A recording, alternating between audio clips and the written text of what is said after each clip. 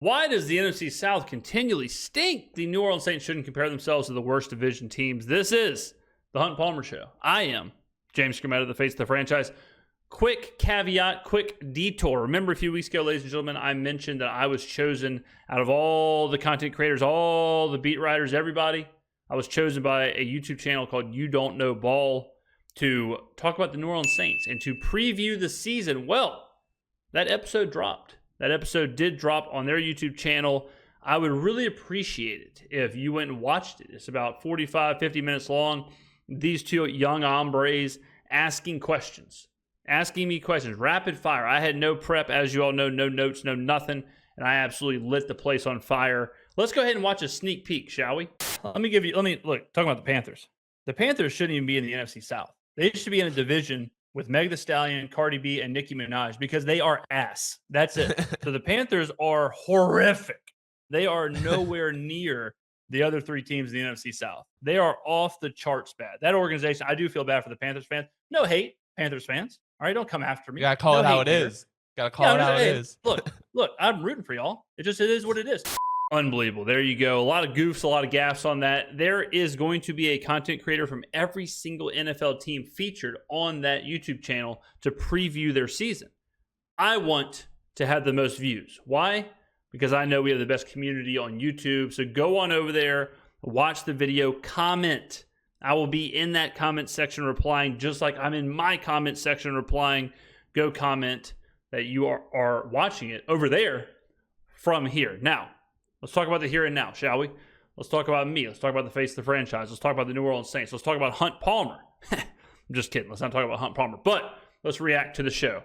I want to shift the conversation now with New Orleans to a Bleacher Report story that tried to peg the worst team in every NFL division. Okay. They did not peg the Saints. Don't worry about that. Let's not talk about pegging, first of all. Nobody Google that, all right? Not safe for work. This is a family channel. Let's not talk about pegging at all. Let's talk about if they're talking about the here and now. Let's talk about they're talking about 2024, because if they're talking about 2024, it's easy. I'm fired up. It's easy to determine who the worst team in 2024 in the NFC South will be because the Carolina Panthers are, in fact, terrible. They are garbage. They are maybe the worst team in the NFL. Controversial yet brave. Patriots may give them a run for their money, but the Panthers are bad. All right. Someone double check me. I don't think they led. Someone see how much they led in a game last year. This might sound crazy. I'm not sure if they led. Someone go check. They may have led in the fourth quarter of a game. I don't want to say anything crazy, but someone go double check me how many times the Carolina Panthers led in the fourth quarter. I guarantee you it is not much. They were terrible, okay? They were absolutely awful. So, with all that being said, it's the Panthers. Now, if it's all-time NFC South bad, you could probably have some conversations, but it probably still is the Panthers because the Buccaneers had really good success for a second there. The Buccaneers had really good success with Tom Brady and really good success with John Gruden. The Saints obviously have had 20 straight years, 15 years of success. The Falcons had a large chunk of success, very similar to the Saints. They didn't reach the peak of the Saints. They didn't actually win the Super Bowl, but they have been to multiple Super Bowls. They had a good stretch there with Matt Ryan where they were competitive and competing for the NFC every year. So that it's hard to Carolina. I mean, Carolina did go to a Super Bowl or two Super Bowls with Newton and with Jake Delhomme. So Carolina had a run of success too. Theirs was a little bit shorter because Newton's run was a little shorter than Ryan and Breeze, obviously, and Delhomme and that crew was much shorter. Running back tandem for Carolina way back when. Double check me after you get done double checking me about the other thing. Deshaun Foster. D'Angelo Williams was the double-headed, the two-headed monster. They were really good. But then I think Stephen Davis. Someone check me if Stephen Davis wasn't like the Panthers' big dog running back for a while there. It was not where they went. Of course, you know where I'm headed with that. It was Carolina. They picked the Panthers to go 3-14. Yeah, they're terrible. They say the NFC South's been one of the weakest divisions in recent years. The team that sinks to the bottom of this division clearly needs a lot of work to become a contender. The Carolina Panthers fit that description. I think, for what it's worth, Carolina fans, I do think Carolina will be better than last year, but they will not. That's not saying much. They've got a first-time head coach, Dave Canales, a second-year quarterback in Bryce Young. They're looking to bounce back from a lackluster rookie campaign. Yes. Beyond those factors, Canales told reporters he wants to make a strong commitment to the run game. His rookie second-round running back, Jonathan Brooks, is recovering from a torn ACL. I can go on and on about the state of the Carolina Panthers. It's not good, and you know that. Yes. But what does this story say about the Saints, Buccaneers, and Falcons? Well, nothing in terms of text, but it gives a predicted a record. Saints 7-10, Bucks 8-9, and Falcons 9-8. That's what they kind of think. Regardless, because I've been saying a combination of that for a long time, that I think the top three teams, aka the Saints, Bucks, and Falcons, however you want to say it, the top three teams are going to be right there with each other. So if it's 9 wins, 8 wins, 7 wins, if it's 10-9-8, if it's 11-10-9, I don't really care. What I care about is that the Saints perform better than the Falcons and the Bucks. We can't be 7-10. 7-10 is crazy. 7-10 to me is baseline. I don't see how we lose more than 10 games. That would be crazy. I don't see how we only win 7. 7 to me is like worst case scenario. Everything went wrong. Possible injuries. We beat the teams we were supposed to beat barely, and that was about it. That's 7. I think we're good enough to get to 9 pretty comfortably. I think pretty comfortably we should get to 9. And by me saying that, I'm saying that pretty comfortably we should compete for the NFC South. Does that mean we're going to win the South? No, right? If we win 9 games, obviously we're going to be a game, maybe a tiebreaker situation or a game off or a game up or whatever. We saw how it went last year. So I'm not saying we're going to win the division, but I do believe come the last week of the season, it will be a 3-horse race for this division. Who takes it? A lot of variables. But what I do not agree with is this idea that the Saints will be 2 or 3 games behind whoever wins the division. Like us sitting at 7 wins and the division winner is 10 or the division winner is 11. I don't believe that. I don't think that can happen.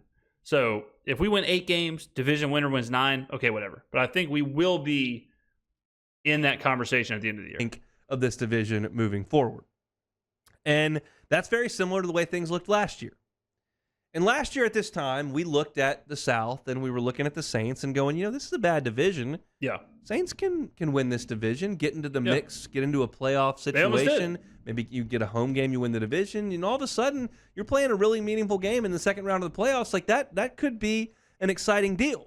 That was the majority of folks talking about the Saints. If you listen to Matt Moscona after me, he was saying this is not interesting. They're not good. They might win a crappy division. In fact, I think they will win a crappy division, and they'll get dusted at home in the first round of the playoffs. That's what Matt thought. But basically, everyone was on the same page that the Saints should win this division. They may not be a contender, but hey, that's a good step with Derek Carr year 1. See what you can do. And they fell short of that.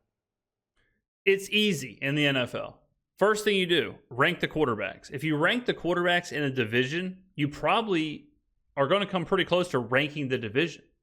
Last year, that's why I thought the Saints were going to be so good, was that I thought Carr was leaps and bounds ahead of Bryce Young, Desmond Ridder at the time, and Baker Mayfield.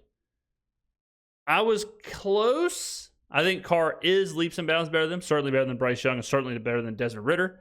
The problem was the play calling. Problem was I did not think in any way that Pete Carmichael and the play calling could be that bad. I don't think any of us did. Right? I don't think any of us thought we were not going to score a touchdown in the opening possession for 17 straight weeks. I didn't think any of us thought we were going to watch the play calling that we did that ranked 32nd in the NFL. I mean, the list goes on, right? And even with all of that, with Ramczak's injury, him only playing 12 games or whatever it was, Penning be a complete disaster, us only having 80 rushing yards was our highest for a running back in the entire season. Even though all of that is true, we still almost won the division. We still lost on a tiebreaker. Okay? So we were right there. And if you look at it this season, it's the same exact thing. Carr's better than Bryce Young. Carr, to me, is better than Baker Mayfield. Let's just say they're equal. And Carr is equal a little bit behind, depends who you ask, than Kirk Cousins. So what's that tell you? If one quarterback is far behind and the other three quarterbacks are all about the same, that's probably how the division is going to play out. But a lot of our conversation last year really revolved around the division. Yes. And I've determined, as I sit here in July of 2024, I'm not going to do that. Now, that may... Hunt, if you win the division, you go to the playoffs. You play the division twice each. They are a majority of your schedule. Six games are against the division, and if you win the division, you get an automatic bid to the playoffs. That is exactly what you should be talking about. Maybe short-sighted because Tampa wasn't great last year, and they won the division, and they won a playoff game, and they did play in a meaningful game in the second week of the playoffs, and they played well in that game. Yes. And we came back here and go, was that kind of what you were thinking? Like, does that excite you? And as I sit here, man, that's not really what I'm signing up for. I'm a Saints fan. That's exactly what I'm signing up for. I want a product that competes at the top of the NFL, not the top of the worst division. Yeah, obviously, Hunt, but that's not the case right now. The case right now is that we have an aging core. We have a quarterback, a veteran quarterback that we've signed on to be a bridge to figure out what's going to happen in the next chapter. We're coming off of losing the best coach in the franchise history and the best quarterback in franchise history. You can't always be at the top of the mountain. Sometimes you just have to be relevant. And sometimes being relevant is good enough, where you win the division, you hang a banner, you go to the playoffs, you host a playoff game, you might win a playoff game. Like, what are you talking about? Yeah, sure. Hopefully down the road, you want to win a Super Bowl and be the best of the NFL. But it's a cycle. Teams, you think the Patriots? You think the Patriots most winning franchise in NFL history? Don't look at me like that, Hunt. You think the Patriots wouldn't trade what they're dealing with right now? They wouldn't trade that to go 10-7 and win the AFC East and go to the playoffs and win the first round and lose in the second round? What? Like, Tampa Bay's season last year, was Tampa Bay truly one of the best teams in the NFL? No, they weren't. Was Tampa Bay's season last year something that I think 95% of teams in the NFL would sign up for? Yes. Every team would sign up for that. The Miami Dolphins wish they would have done that last year. The Miami Dolphins would have had a fun time doing what Tampa Bay did. The LA Rams would have had a marvelous time last year doing that. There's like 4 teams in the NFL that truly are sitting here going into the season saying, look, we know we are one of the best teams in the NFL. We are Super Bowl or bust. Chiefs, Ravens, 49ers, those teams that have been there, that are at their peak, yeah, they're not going to accept 10 wins, a division title, and bounce in the second round. But for every other team, and this is what I keep preaching, like, this isn't even bad. 9 wins, 10 wins isn't even bad. What the Giants are going through, what the Broncos are going through, what the Commanders have been going through, what the Patriots have been going through, like I said, that's a true rebuild. Like, this isn't the worst case scenario. Competing for your division, being a couple games over 500, winning your division, hanging a banner, going to the playoffs, like that is perfectly okay to sign up for when you're in this kind of soft, not a rebuild, but a soft like reset of the franchise. And so when I talk about the Saints, I'm not really going to mention the 3-14 projection of the Panthers. I'm not going to talk a ton about the 8-9 Tampa Bay Buccaneers that are projected this year. I'm not going to talk about the Falcons not being very good. You should be, because all those losses, the 3-14, hopefully 2 of those 14 are the Saints. The Bucs, 8-9. Hopefully a couple of those 9 are the Saints. Like, by talking, like, what are we talking about here? By talking about those teams, you are indirectly / directly talking about the Saints. Because the fact of the matter is the Saints have to be better themselves.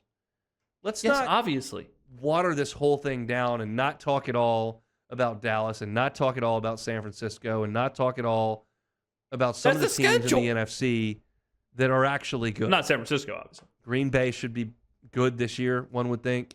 Detroit's got a great foundation that they've built. And so you need to talk about all that as opposed to being too short-sighted. It's kind of... What? Why would we be talking about Detroit and San Francisco? They're 2 of the best teams in the NFL. We don't even play them. Who cares what they're doing? The page that Matt was on last year, I didn't necessarily jump right on board with it But I just feel like you're doing a disservice to the big picture if you just look at how bad Carolina is. No, you're doing yourself a disservice to the big picture if you're only focused on why aren't we the best team in the NFL? Because what do you do for some teams, the Detroit Lions, you're talking like 20, 30 years where you're not going to say that. So for 20, 30 years, are you just going to be like, why aren't we one of the top teams in the NFL? It's like, brother, you're not even winning 5 games. What the hell are you talking about? Like, how insane would that sound? If 20 years ago, in the middle of losing every game in the regular season or whatever, the Detroit Lions fans are like, man, I just don't get why we're not. We need to focus on being the best team in the NFL. We don't need to be focused on the Bears. It's like, my guy, Joey Harrington's our quarterback. What are you talking about? We just got to beat 63-0. Like, it can't just be. I mean, what a horrible way to view sports or even life. Like, imagine if you're learning to play like the saxophone or something, or the guitar or something, and you're like, your 9-year-old kid is learning how to play guitar, and he's taking guitar lessons or whatever, and he comes home and he's like, I want to be as good as Jack. He's been playing guitar for 2 years. He's in the class and he can do a 20-second solo. I want to be as good as Jack. I'm going to really try hard. Imagine if you were like, F Jack, watch this video of Eddie Van Halen. This is who you should be as good as. The 9-year-old's like, Dad, I don't even know how to hold the guitar yet. Like, I've been to one practice. Dad, I can't shred like Jimi Hendrix. I mean, that's just the craziest way I've ever heard to look at a season for a 500 team. Like, yeah, you should have aspirations. You should. The big picture, long term, should be, I hope the Saints do get to be one of the top teams in the NFL. But you got to face reality, my boy. You got to literally walk before you jog before you sprint. Like. You gotta practice a few times before you're talking about, why am I not as fast as Usain Bolt? It's okay to be realistic.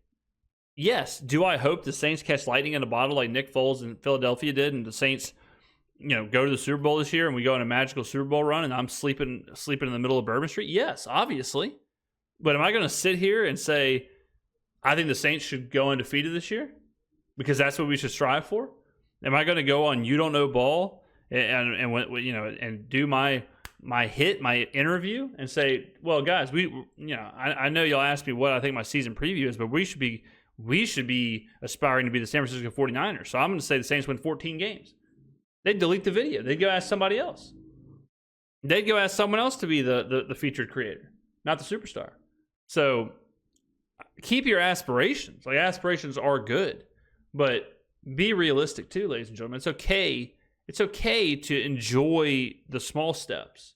It's okay to enjoy the journey. It's okay to enjoy the hard-fought 10-win division championship just as much as it's to enjoy the 13, 14-win division championship. You shouldn't, as a fan, you shouldn't require 14 wins, best team in the NFL level to enjoy success. If the Saints are fighting tooth and nail and we're right there at the end of the season and we win the NFC South with an 8-9 record and we beat Tampa in the last game of the season to win that, to clinch that, I'd be the happiest guy in the world. It'd be worth celebrating. I wouldn't be sitting there with my arms folded in my seat in the Superdome saying, well, I mean, we don't have 13 wins. It's kind of a bad division. Stop comparing yourself. It can't be removed completely from the discussion because that's going to be 6 games in their schedule every year, and it's going to impact where you sit in the playoff perspective. So I'm not suggesting ignore it completely, but I'm also suggesting we got to stop boiling it all the way down. You've got to talk about where you stand with the rest of the league. And Okay, we're middle of the pack. That's where we stand with the rest of the league. Middle of the pack. So where does that get you? That gets you to the division.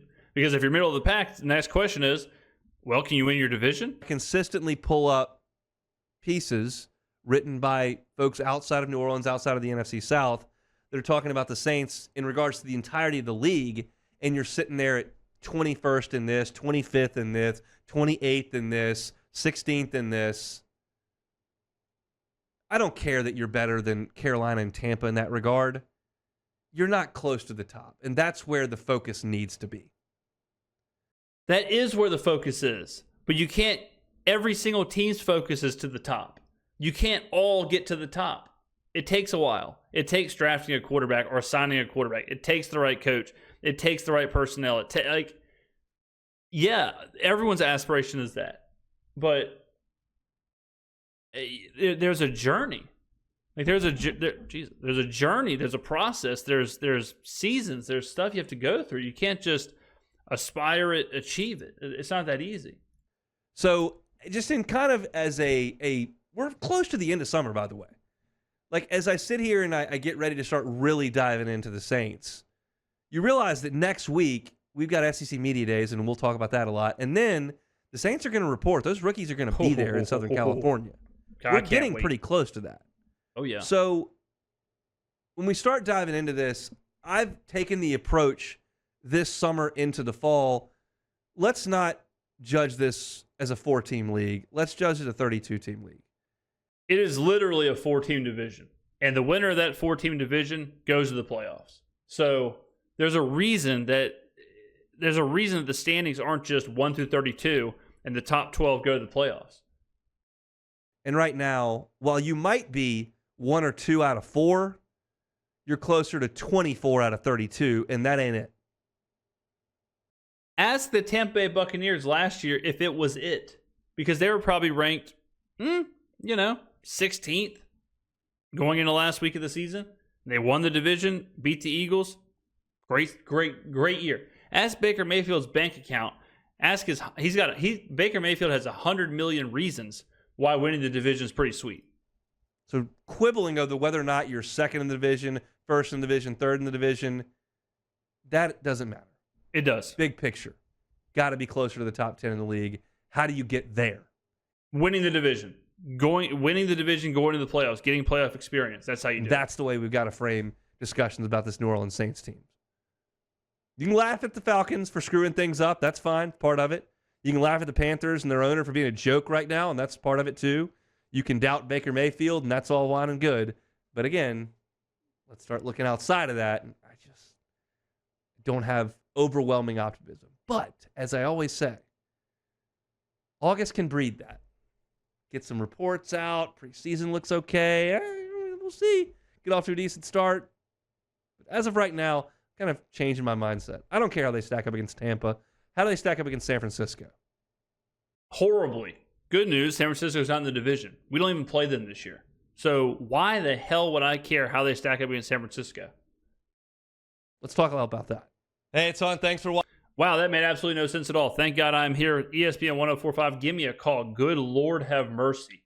Ladies and gentlemen, thank you very much for watching. Get in the comments below. And more importantly, go watch my feature on You Don't Know Ball. I would really, really, really appreciate it. Let's crank those views up. Let's help them out. They knocked on my door, so let's show them some love and whatnot. So thank you very much for watching. I will see you in the next video.